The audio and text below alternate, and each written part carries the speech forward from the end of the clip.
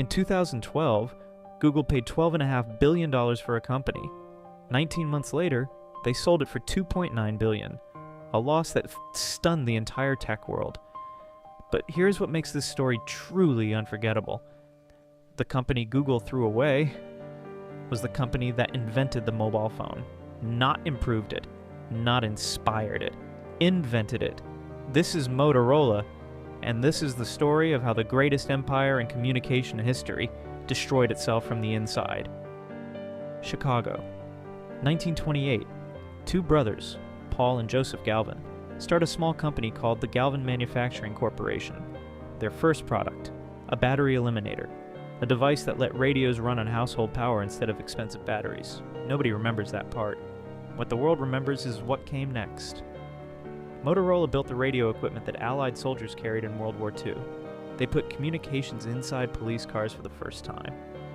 And on July 20th, 1969, when Neil Armstrong stood on the surface of the moon and spoke the words that 650 million people heard, the transponder that carried his voice back to Earth, Motorola.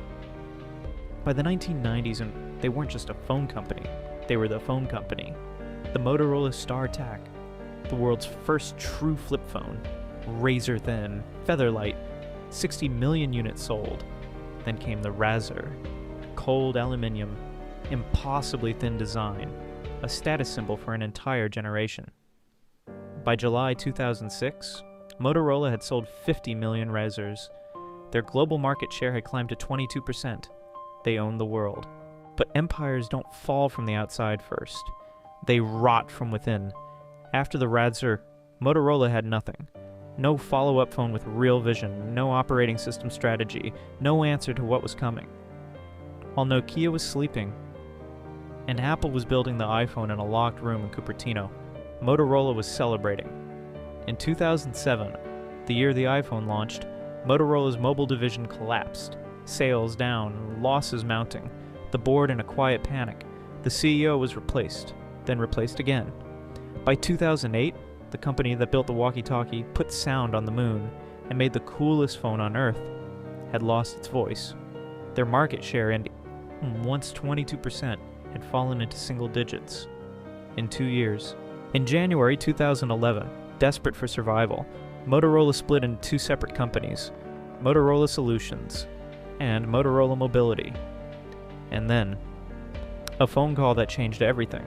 Google came knocking, $12.5 billion, the largest acquisition in Google's history. The tech world exploded with headlines. Everyone assumed Google wanted Motorola's hardware genius to build the ultimate Android device. But there was a secret.